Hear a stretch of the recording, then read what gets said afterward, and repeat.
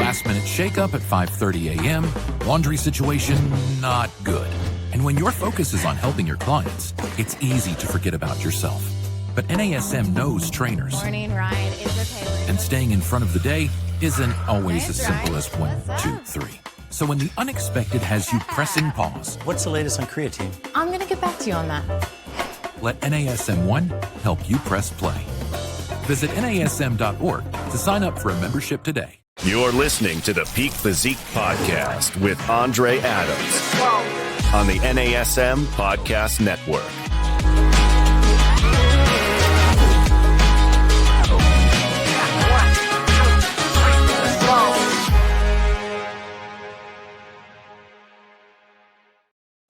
Hey guys, welcome back to the NASM Peak Physique Podcast.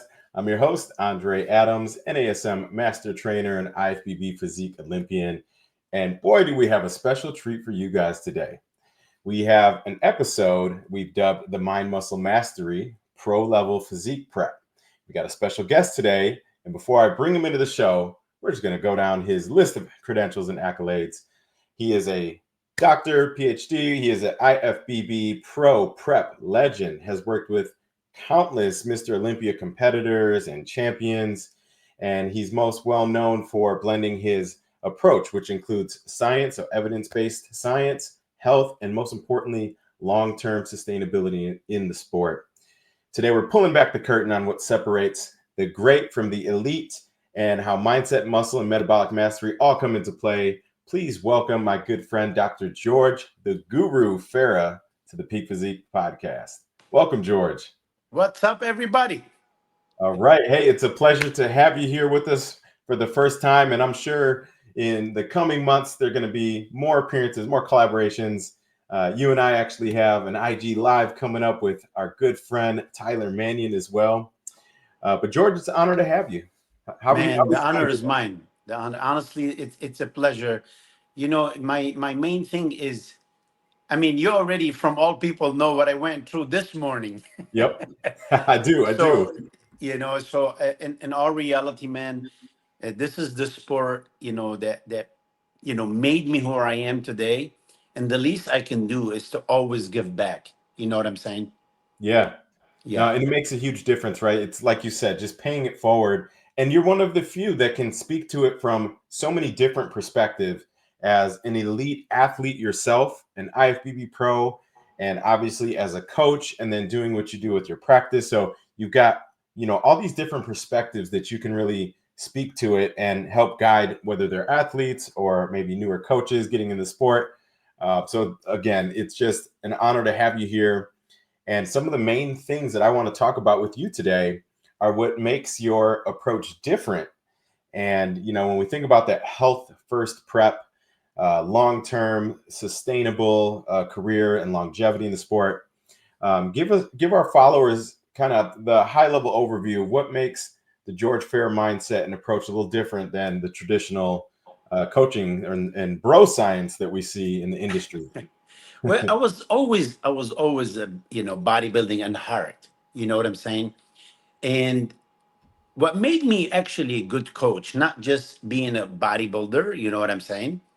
What made me a good coach is being shot, man, in my 20s and almost losing my life. You know what I'm saying? It kind of made me realize, man, like how fragile a human being can be. You know what I'm saying? Yep. So when I really, you know, like after, you know, doing bodybuilding and like, it kind of taught me a lot. Like you really don't have, you know, like to kill yourself.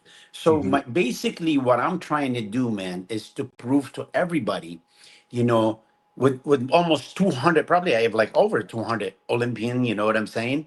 Yep. And like Hollywood stars and everything. So I just I wanna prove to everybody that, man, it could be done, you know, and their health and mind, because anybody can be a champion, but to be champion in your 40s and 50s like Dexter, it's not too many people can do this. So with me, it's about like not just being a champion, it's about longevity, it's about like your health, because a lot of the people don't think, man, about tomorrow, unfortunately. You know what I mean?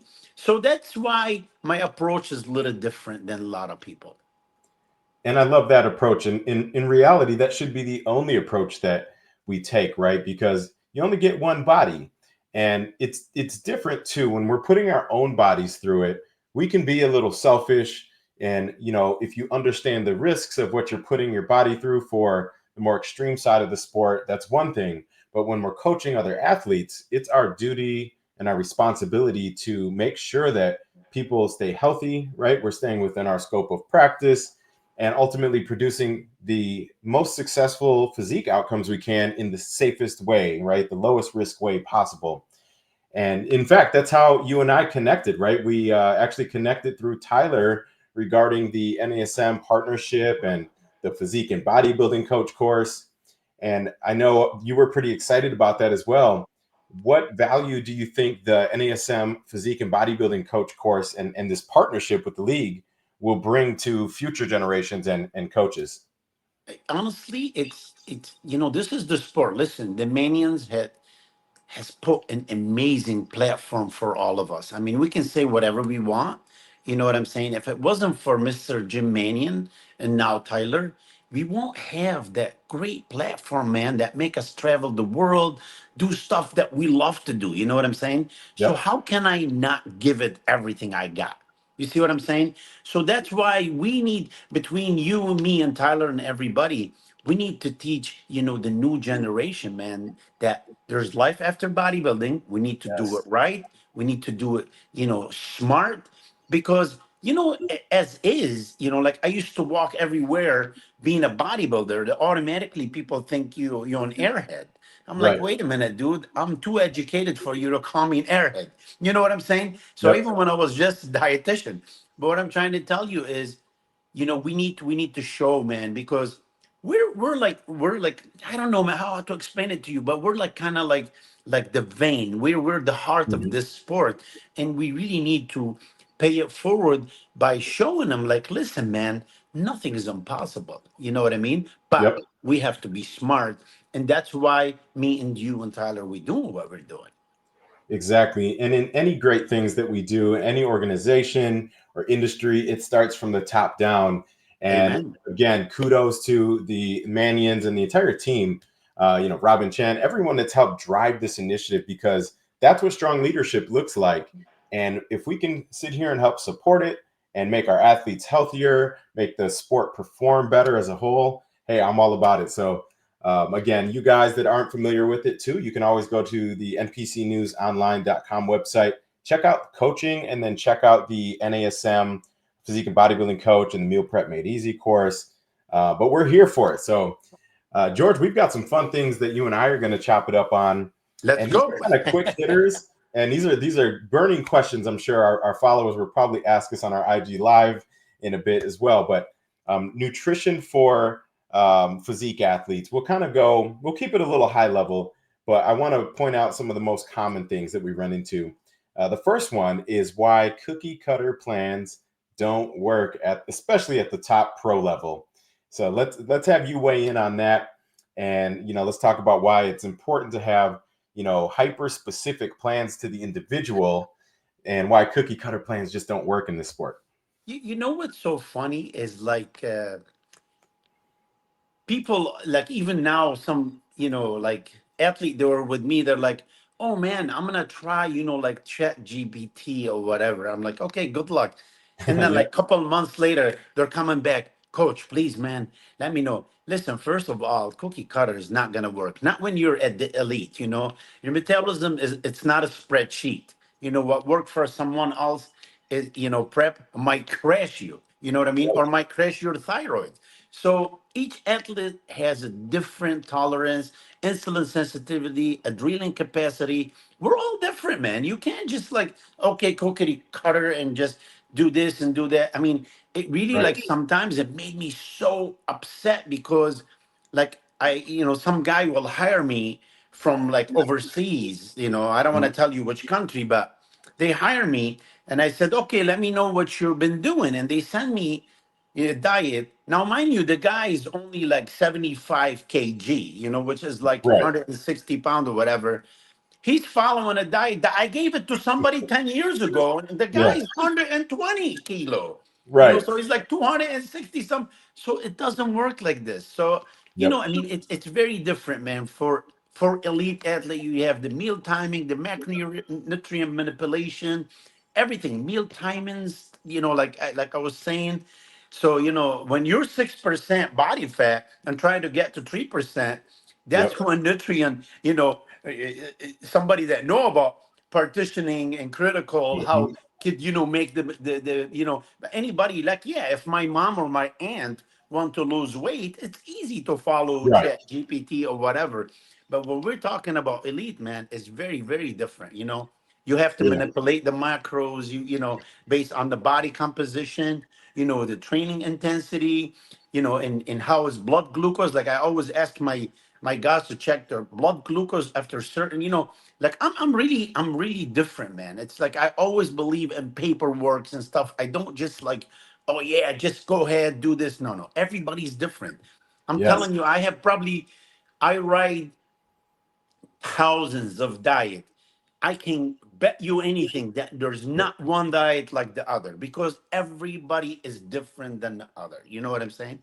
Yeah, and it's essential for you guys that are listening. Take notes, and we can't preach this enough, right? To George's point, if you think about just somebody, going through a general weight loss journey, transformation, okay, sure, Chat GPT will actually replace some novice level coaches for that exact reason. But when we're talking about elite athletes working with Olympians, and honestly, it's getting so competitive even at the regional or national level NPC, you still got to have very, very specific coach that understands the criteria for each division and how to take you from point A to point B. So we definitely don't like the cookie cutter diets for athletes. And George, you hit on something important, which was actually my next point. And in relation to meal timing, what things have worked best for you with, and again, we're thinking our high level Olympians, so, more of our elite athletes. What are some of your like non-negotiable frameworks when we talk about meal timing, nutrient partitioning, maybe like intra post workout? What are some of your go-tos that have worked and brought you success? I mean, meal timing is very important because if somebody want to be successful in anything, it was marriage, relationship, fatherhood, whatever, you have to give it 100%.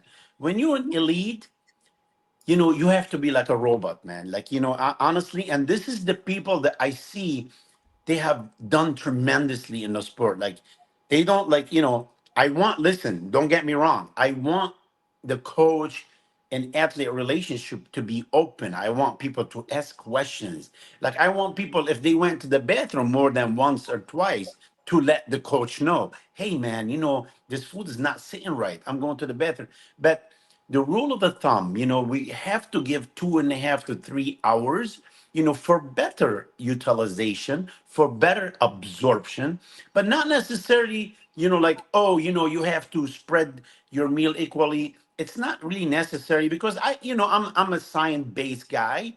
Hmm. So, if somebody needed, let's say 160 grams of protein, if you have them on 5 meals or you have them in 2 meals, it's gonna be the same outcome, but not when it comes to an elite bodybuilders. You know what I'm saying? The Yep. more you spread them, because remember, we consume a lot of food.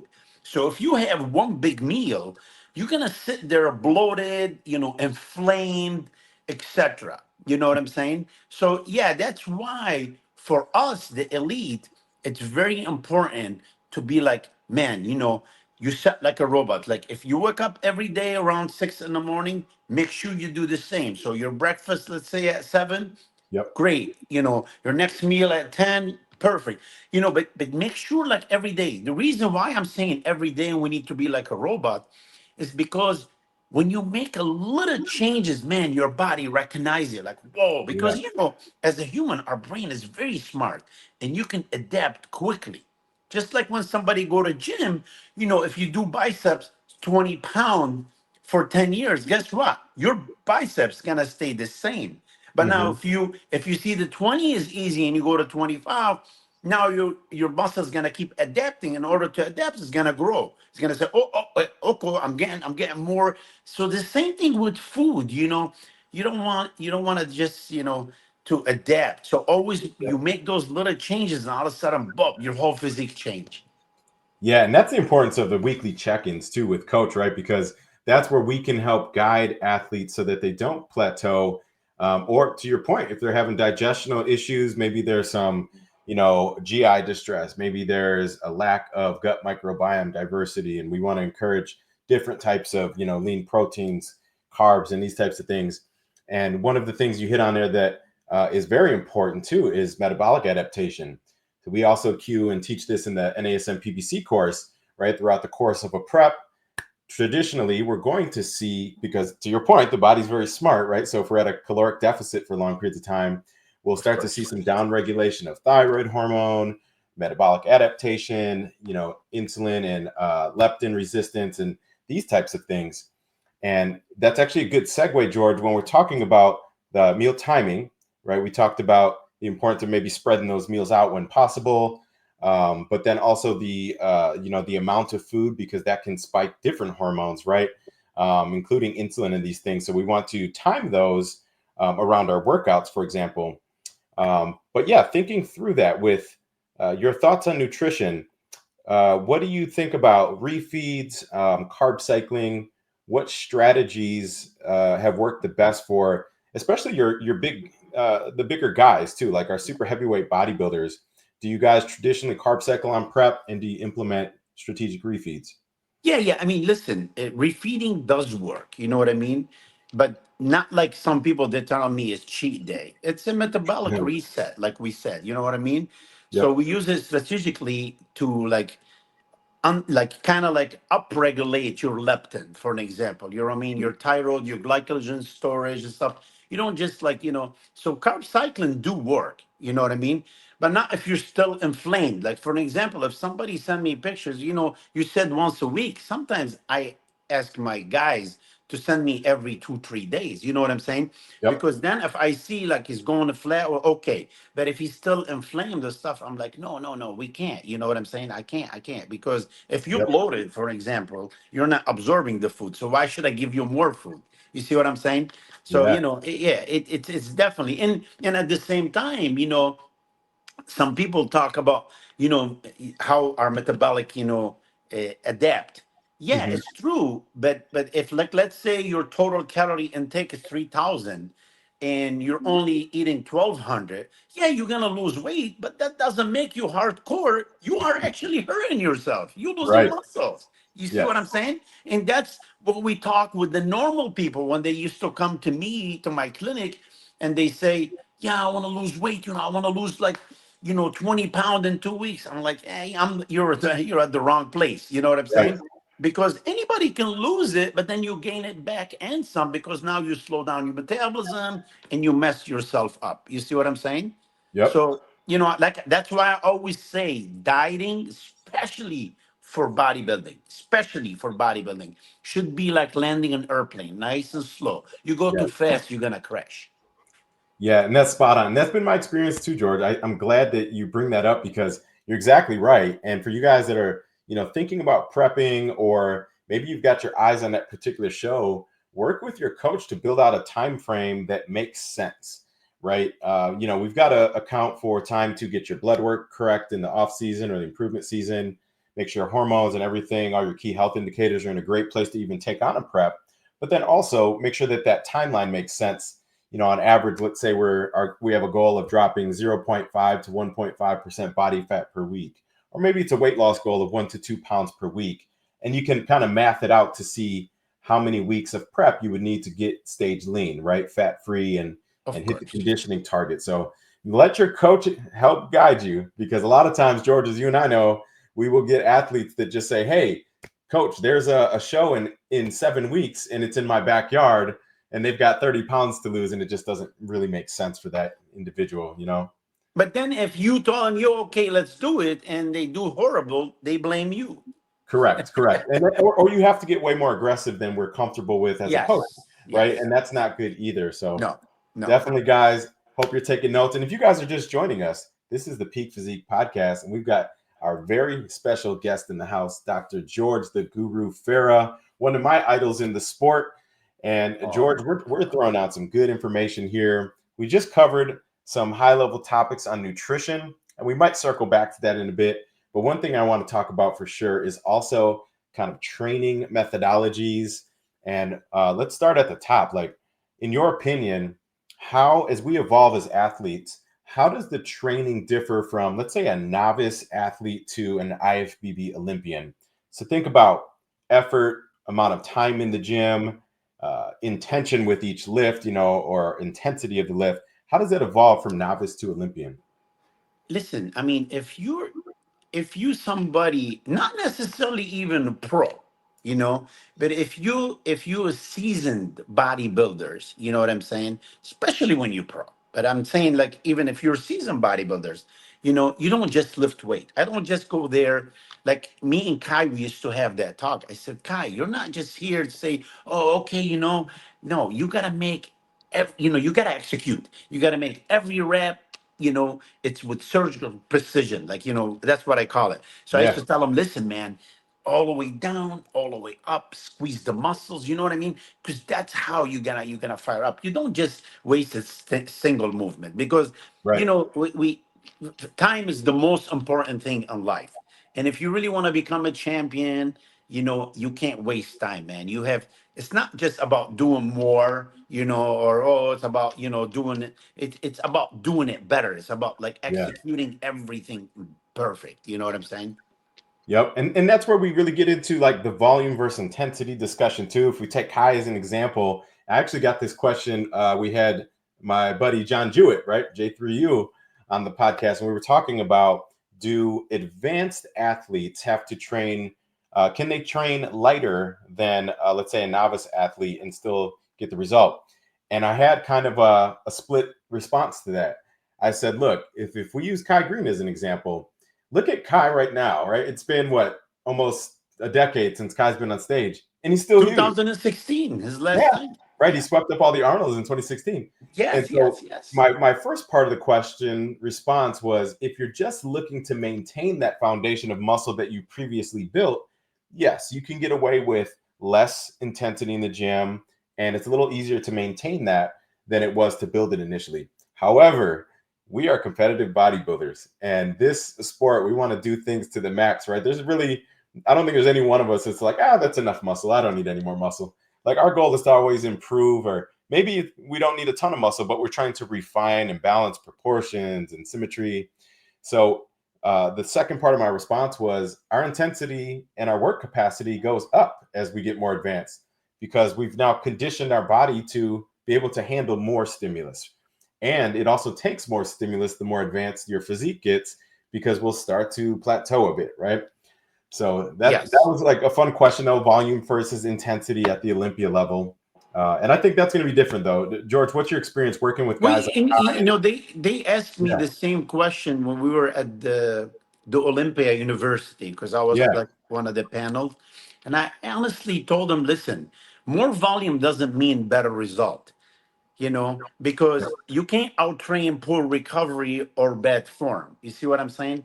Right. So if you do great form and perfect, and it's not necessarily just like throwing weight and killing yourself, and like, because people think intensity is where growth happen. It's very wrong, man. But when you pair it with the proper recovery, then you can be intense as much as you want. Yep. And I don't know if you heard it before, but I always give my guys that how I'm gonna explain it to you. Like how your wife have a necklace, right? And I always say it.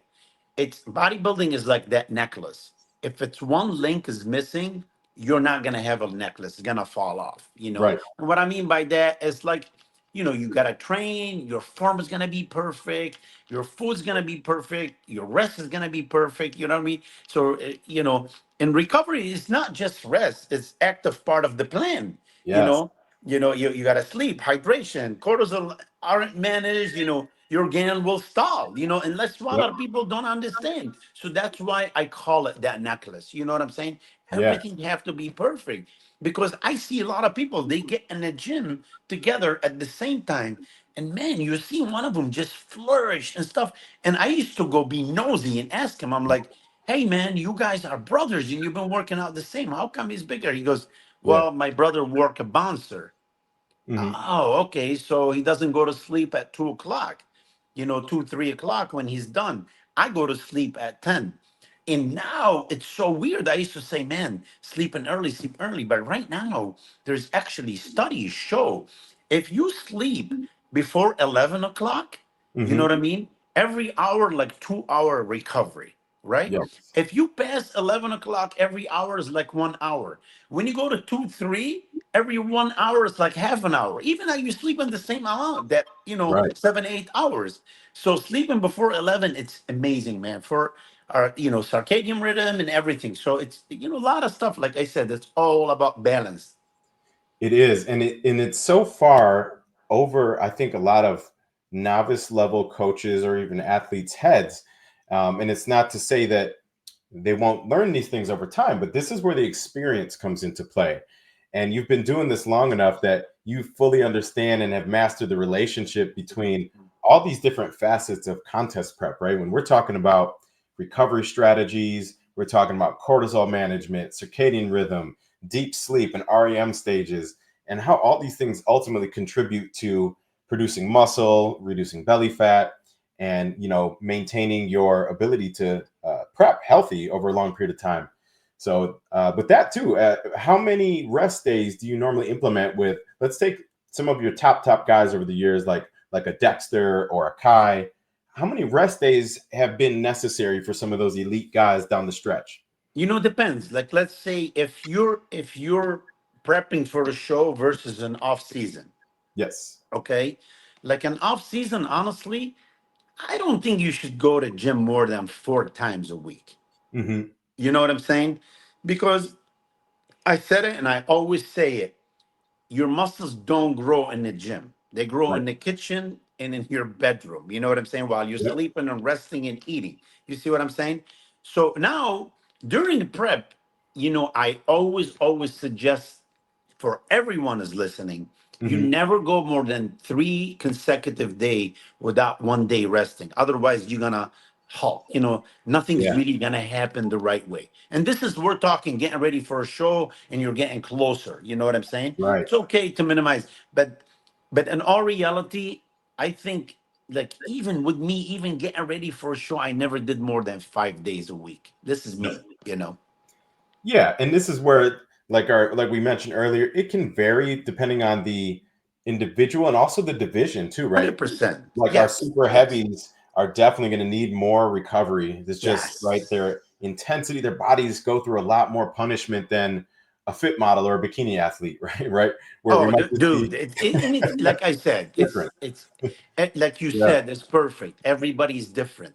I'm Yep. gonna tell you something very funny. So Yeah. yesterday, I don't know if you saw online, but they invited me here, for a basketball game, right?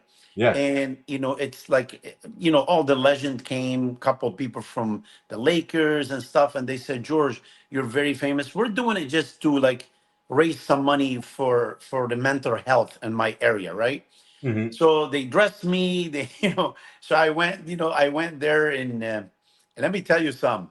I only played like one quarter, and I'm like, man, I feel good. And my kids, my wife, say, hey, man, you feel good? Huh? I said, yeah.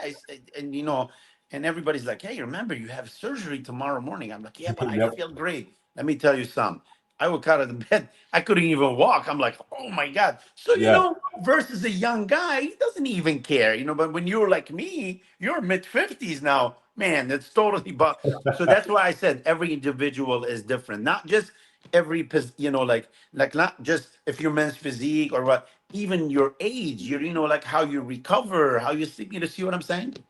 Right. And this is where sometimes, even from prep to prep, right, or over the course of our career, Yes, yes, our yes. physique training, our nutrition strategies, 100%. our recovery, it definitely evolves. And to your Yes. point, George, like even myself now, I came back out from, a mini 3 to 4 year hiatus where I just really focused on coaching and growing my business, to last year getting back on stage a couple times on the pro level. And even for me, I noticed different things in the way my body responded. Definitely needed a lot more recovery strategy. So I did, HTMA mineral balancing. I had to do red light therapy. We had to improve my vagus nerve function, looking at adrenal and thyroid function, things that I didn't have to really do as much of in the early years because our bodies are just more resilient. But yes, we have to really be well-rounded and focus on longevity as we go throughout our careers. Yes, sir. And George, one thing I want to make sure we squeeze in today is high level. Let's talk a little on hormones, health, longevity. And one thing that, again, you're most notable for is keeping athletes healthy and keeping them, their longevity and sustainability in the sport. What are some things when we're thinking about biomarkers on blood work and these types of things? What are the areas that you pay the most attention to for your athletes? Listen, great question. Okay. Bottom line, we don't guess. You know what I mean? When somebody working with me, I'm not just going to take a guess and take a chance with his life. You know what I'm saying? We test, we monitor blood, work every 3 weeks, especially during prep. You know what I'm saying? Because I worry about, like, especially if somebody, like he's not in his prime or his 20s or so. I want to make sure their liver enzyme, I want to make sure their GFR is very good, because what's so good if you have a great muscles with damaged kidney, you know what I'm saying? So Right. we have to be very, very careful. I always monitor, their AST, ALT, creatinine, BUN, GFR, like I even check the testosterone to see, because, as you know, I mean, who are we kidding? We all take hormone, but the problem is there's so much crap, Yep.